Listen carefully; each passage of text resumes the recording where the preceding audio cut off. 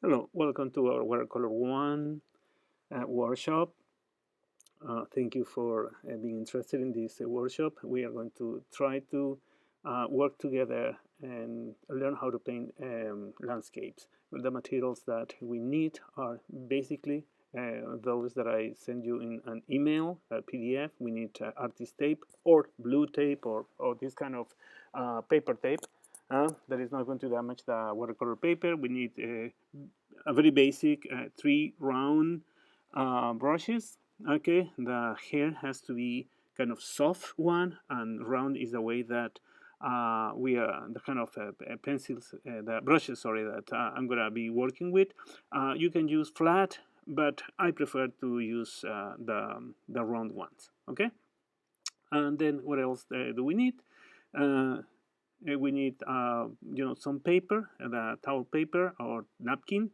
That's going to be okay, and to have that also next to you all the time when we are working with watercolor. And then we need our watercolor pencils, okay, and this printed picture that I also send you the PDF to have that, and for sure our watercolor paper that I send you also the characteristic of that paper before in the email.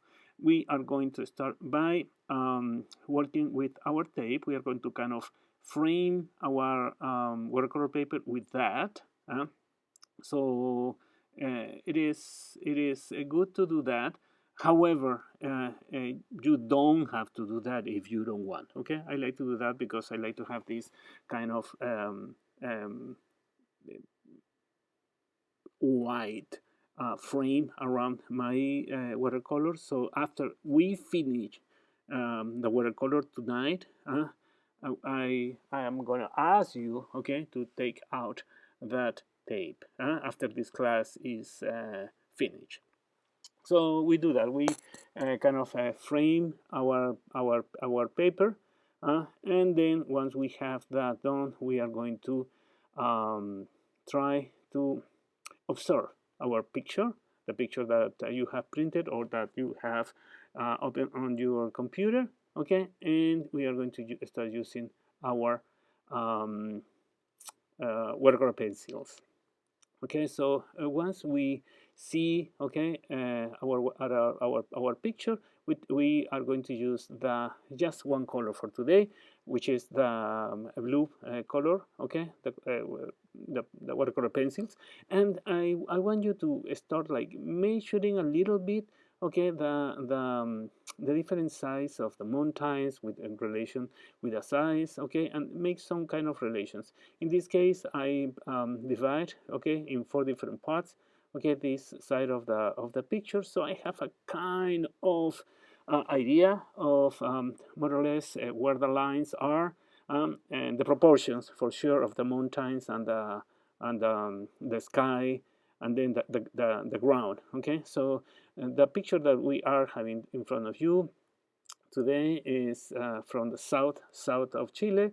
So what you see is some kind of a cordillera, and which has a lot of wind and a lot of snow all the time.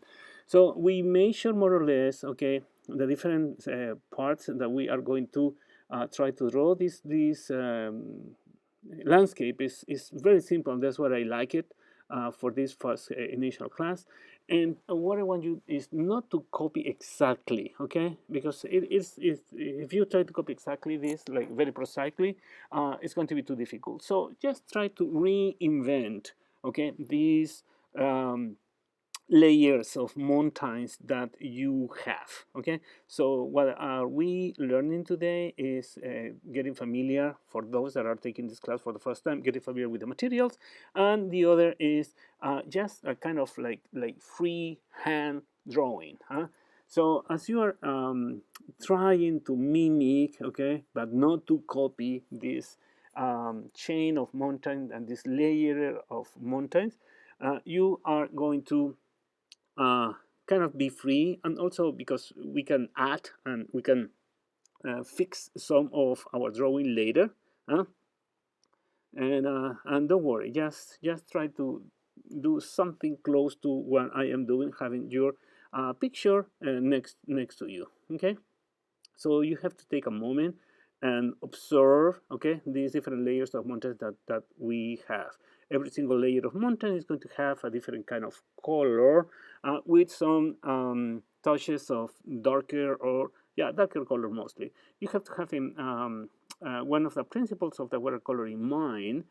Some of people that are were in the first class of watercolor, they know that we normally we start with the sky, and for that we are going to wet the paper, and then we are going to go for the lower part of the picture.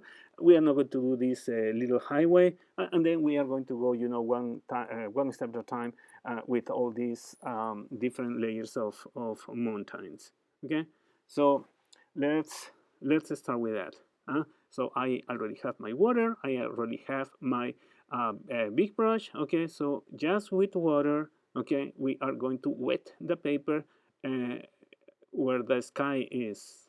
So we wet the paper, not a lot of water, enough. So you are getting familiar with the materials right now. And the amount of paper is going also to depend on the kind of quality, the quality of the paper, the watercolor paper that you are working with. So watercolor paper need more water. Some because they absorb, more. Some other they don't. And we are going to use, this blue. If you have different blues, 2 or 3 blues, try to use the blue that is cooler. Okay, so the one that is a little bit less close to green, and more, blue. And we're going to start with that, with the brush like that go horizontally. Okay, from one part to the other, starting from the upper part, because you see that the upper part of the sky is has a little more intense blue, and the lower part has a less intense blue. Okay, so by working with our brush this way, okay, if you still have these kind of lines that you see, it's totally okay. You don't have to have, as in the picture, as in the photograph, this flat and perfectly, blue. Okay, this is number one. This is a painting, and number two, we are having an interpretation of the landscape. It's not, as I said before, this is not a copy, exact copy. This is not a picture of the picture. So we work with the blue. Okay, we don't have more pigment. It's just that we are kind of dissolving the pigment that we already have in the paper. Okay, so and try to use the brush horizontally. Sometimes you have to change the position of the brush to fill some spots, but try to, okay, these strips of these lines, okay, that you are creating with a brush, okay, horizontal. So I'm gonna have a little more accent of blue, but that's totally okay. Don't over paint, and don't wet too much the paper. Okay, so I am basically, okay, trying to put a little more of, with what I'm doing right now, put a little more of expression, okay, to the sky, some kind of detail. So I like these lines. I don't want to have a totally flat blue. So we let it dry a little bit, and we are going to work on the lower part, of the landscape. So, and for that, what colors are we going to use? Okay, so we're going to use ochre color, and in a combination. So we take our palette, and I am going to clean a little bit, and I am going to use the ochre color. As you can see, my palette is kind of old, so I have leftover of a lot of colors. So the good thing with the watercolor is that it can be there dry for 2 years, and then you can work still on that, yeah, as far as you put some water on that. So I have this ochre color, but my brush is still having some blue. I add to that blue, I add green, and that is what I have. So now, okay, so you see, I'm going to be working on the lower part, on the upper part of the lower part of our landscape. My color is a little greener than the one in the landscape. Okay, I like that, and then I'm gonna add some details there on the top of that. Now I will clean my brush and just work with the ochre color for the lower part, and that's what I'm gonna do. Okay, so I even mix with a little of yellow to have a little more intense color, and try not to work with watercolor the way you work with acrylics or with tempera. So the watercolor, one of the characteristics of the watercolor is that the colors are kind of transparent.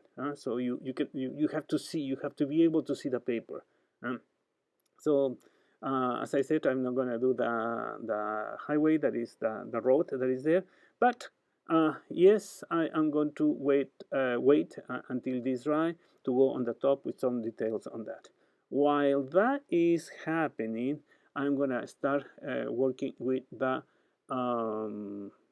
mountains. But for that, I will wait a little bit, okay, to dry, and then I came back. Okay, now we are going to continue using our second brush. It can be the number 6 and number 8, and we are going to paint this blue part. Okay, and for that, what colors are we going to use? We are going to use a color that is, if we have two blues, okay, we are going to use the warmer blue that we have. That because that is closer to us. Okay, that mountain is closer to us, and if a mountain is closer to us, it's a little more warm than those that are far, and we have more atmosphere between the object and us. So this is kind of flat blue that we are painting.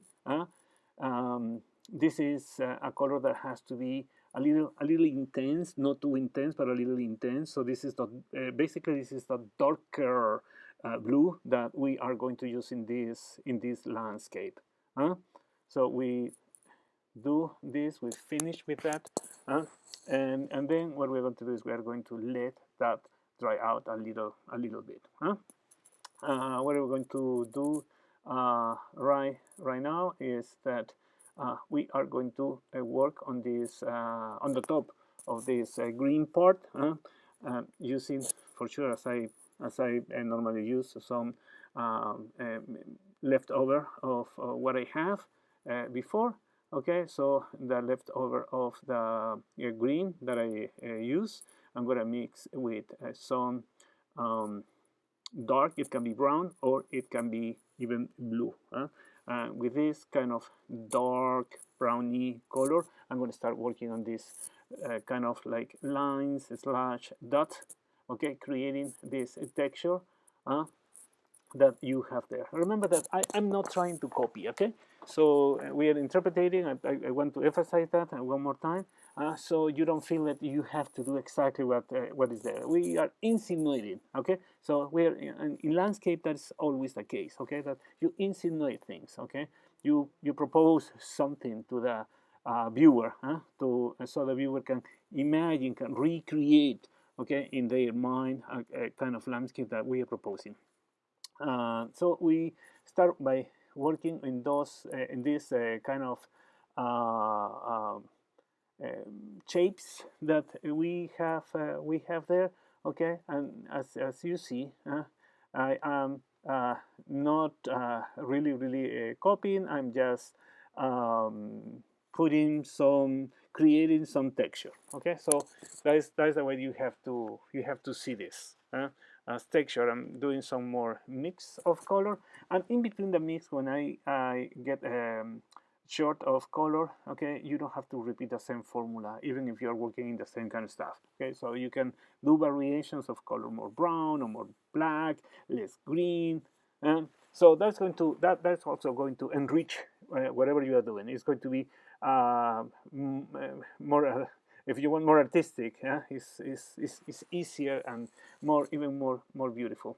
Plus, we are going to put some accents of probably a little darker color on the top of what we are doing right now.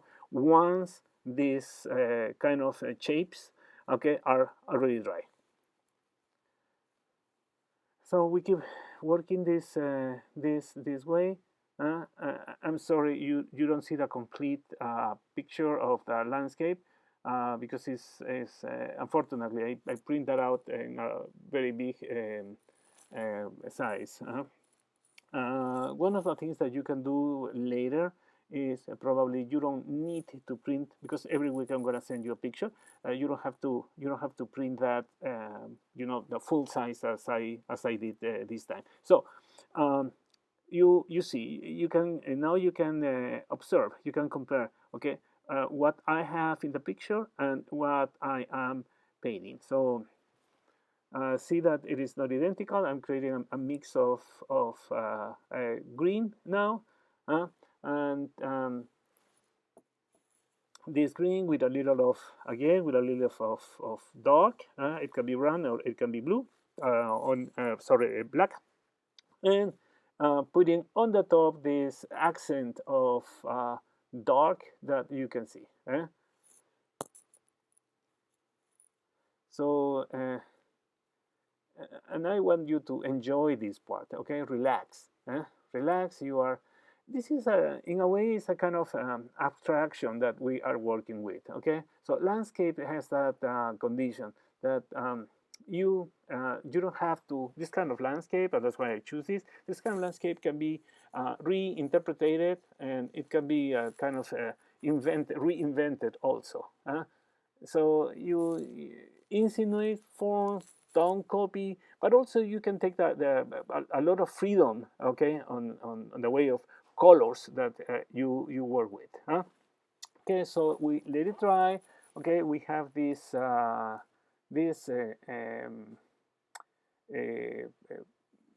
paper already dry, and I am mixing some of this leftover of the dark color with even a darker color, okay, which is this brown. So what I have here is a kind of like leftover of green, or a little more green with some brown. As I said, it is not a formula that you have to follow. So I'm keep working on these accents, on this texture, and that's what I'm doing. I'm creating a texture. So far, I have used three colors. This is going to be the fourth color. Okay, so first what I did is I put this kind of light green, and then I went with a little darker green. Okay, for those shapes, for those big shapes that I created, then I accent some of them with a darker green, and now I am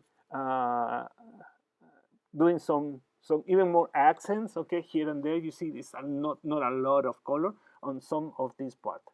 So by putting these variations of color, like many variations of colors, the texture is more insinuated. So I keep doing that, and I invite you to do exactly the same thing, and I think everything is going to look okay. Don't try to copy me. Don't try to copy the picture. The picture is just a reference that you have, and try really to enjoy what we are doing. Try to get the best of watercolor, and just try to enjoy, as I've been doing while painting this. So there are some details that you're going to see, some details that I totally forgot, and or I didn't consider, and then I changed my mind and I thought, okay, this kind of touch of dark here could look like nice. I go for it. You have to be confident that what you're doing is okay, and enjoy and be free. So you see, this area is not exactly what I have in the picture, but it still has some kind of same feeling. And that's what I want you to develop. Okay, this kind of same feeling. So now I am working on the lower this kind of red, yellowy kind of okay part, or the lower part, exactly by creating some kind of texture there. Not a lot.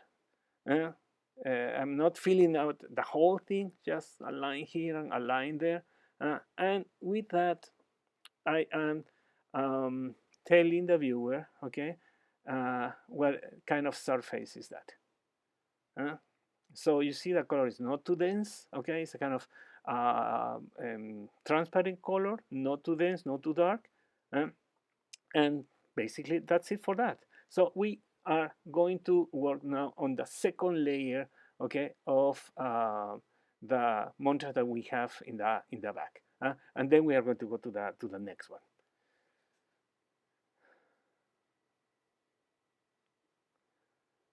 Okay, so what I'm gonna do, I'm gonna again use the leftover of the leftover of the leftover of the last color that I used, and adding a little more of blue, and with that trying to fill out, okay, this second layer of mountain that I have in the back. So this is kind of a little more uh, green blue that I put. Really, it is not too important the color, as is more important not the shape, okay, and then what is happening after what I paint, which is the details that I'm gonna put this kind of like stains that I'm gonna put on the top of what I am doing right now. Okay, I even fixing some of my drawing now. It's not exactly what I draw, okay, and that's the good thing with watercolor pencils. With the watercolor pencils, let you draw something, but they can be dissolved with water. Okay, so if you have this, if you want to dissolve the drawing, okay, with the color that you put with the watercolor later, you can do that. It's super easy. So you see, even the way I'm working with the brush on the paper is already giving me some texture. Okay, I do I have to my mix again, and I am going to work now on these details, kind of dark part of this um, eh, first mountain, the mountain that we have like closer to us. The color is already dark, and you see how by doing that I am not only redrawing, okay, but also giving the viewer the perspective. So again, I observe my drawing, and deciding which layer of mountain I'm going to work with. So I think I'm gonna work with the one that is the next one. Okay, the sky is already very dry, and I decided that my drawing, it is not something that I want to keep. So I am fixing a little bit my drawing by putting a mountain that is a little in a different shape and also higher. So we have the possibility of doing that with using the watercolor paper. If we using the watercolor pencil, if we use just a pencil, normal pencil, that is not going to be possible because that kind of black, okay, because of the charcoal that is used, is not going to erase. It's not going to disappear. Okay, so I'm using another blue. Okay, the blue is not too dense, too intense for the that mountain, the next layer of the of mountain. So this mountain of the south of Chile, okay, are very dramatic in the way of the shape that they are It's because of the intense winds that they have all year there that shape the rock. Those are, imagine those are rocks, rocks with ice, but it has been polished by the intense winds all the time. So that's why they are so like pointing and dramatic in shapes. So with the same color that I am using, I am also painting these other mountains. Okay. The only condition that you have to have with watercolor, also for those that are taking this class for the first time, is that you have to be sure that a color, okay, the color that is next is already dry when you paint something. Because if not, colors, you know, if you have a color that is next to that you are painting with a color with another surface that is already wet, they mix and then things get very confusing. Okay, so I am I have waited a couple of minutes before I paint what I am painting right now. Okay, so a lot more of blue, another kind of blue. This blue a little more intense, and see how I also doing some variations of the way I use the brush. Okay, so for the sky I use this horizontal. Now I am using this different way of using my brush, and that helps to create also the texture. The texture of the sky is different than the texture of these rocky mountains that I am painting right now. Okay, so if there are some stains, some brush strokes that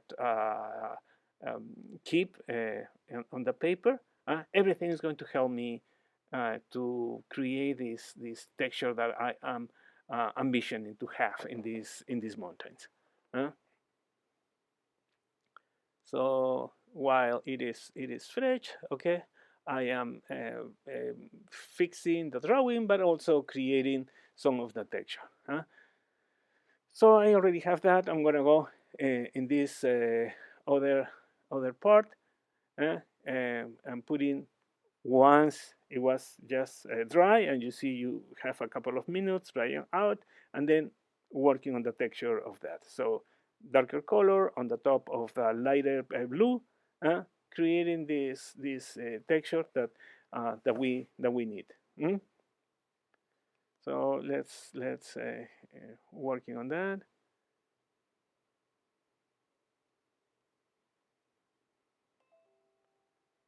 Very good.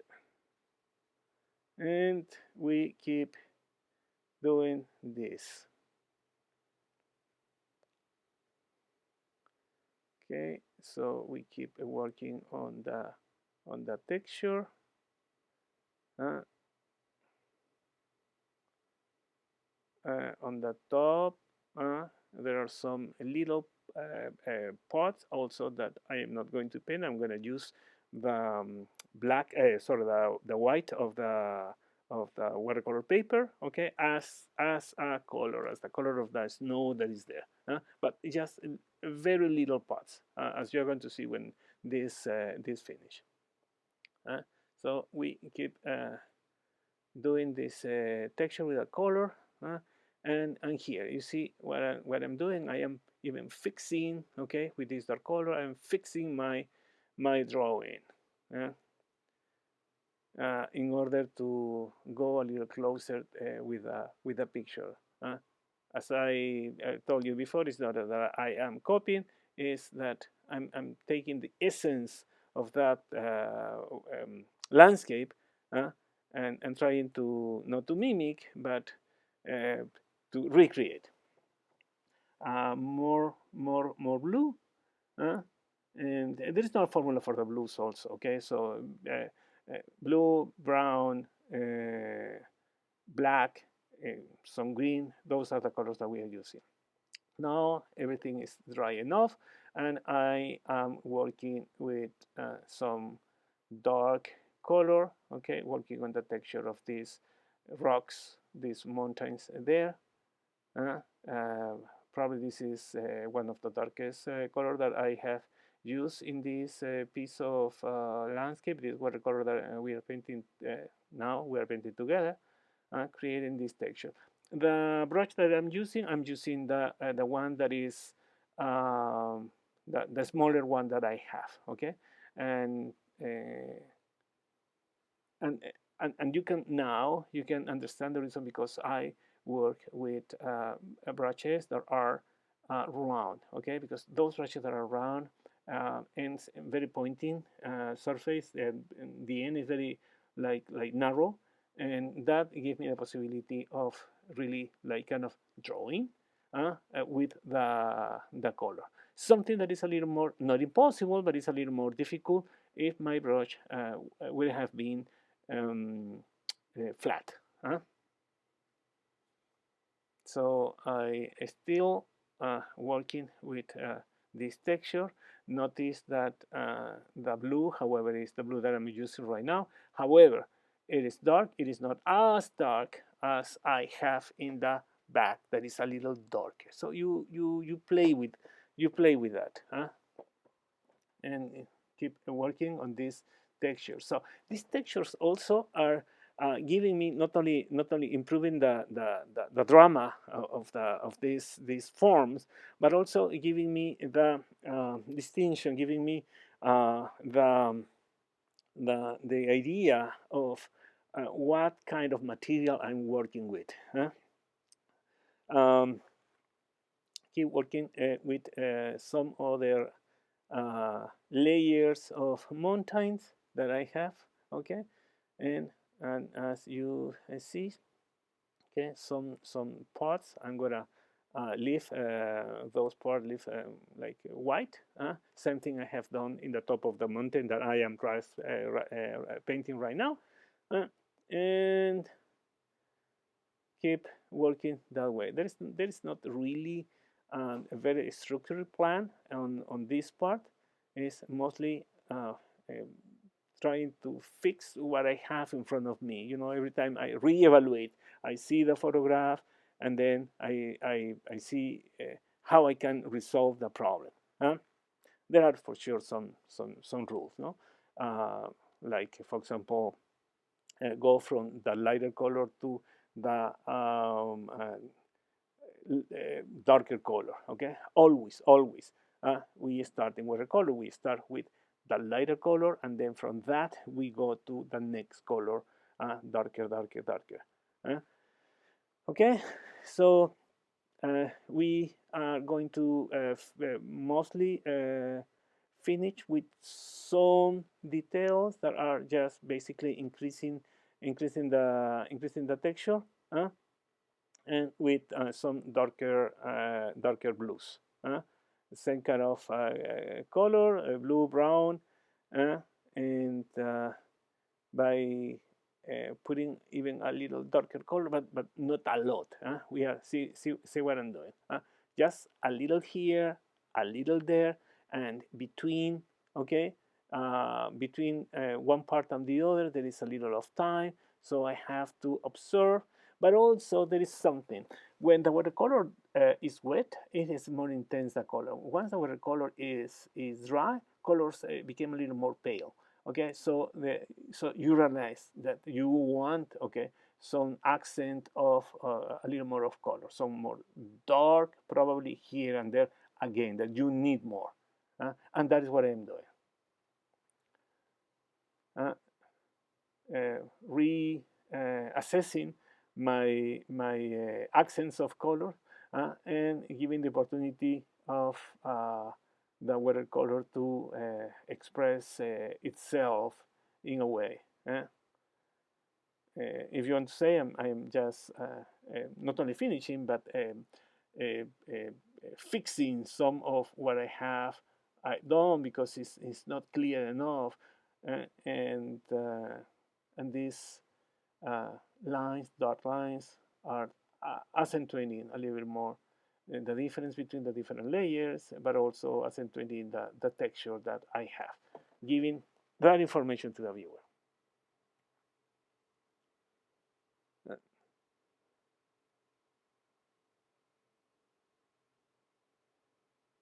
Very, very good. And we are just going to keep doing exactly the same thing, putting some more texture, not a lot of color, basically lines here, lines there, uh, but you see how these lines makes a lot of difference.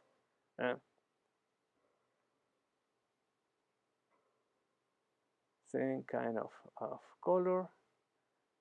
Uh, I can do right now this having the watercolor, okay, having the paper already very very dry. Uh, One of the recommendations that I have said before is if you have an hair dryer at home, use that between the layers that we are painting. So that is going to be faster and it's going to give you the opportunity to probably to go at the same speed that I am um, working here. Because in order to make this video, I have stopped, wait some minutes, and then I go back to the painting. So it's not too wet my paper. Mm.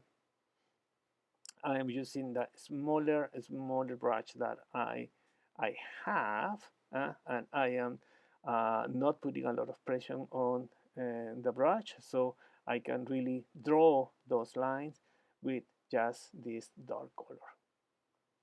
Okay, so basically we are finishing, and I am sure you have a wonderful piece of art at home right now.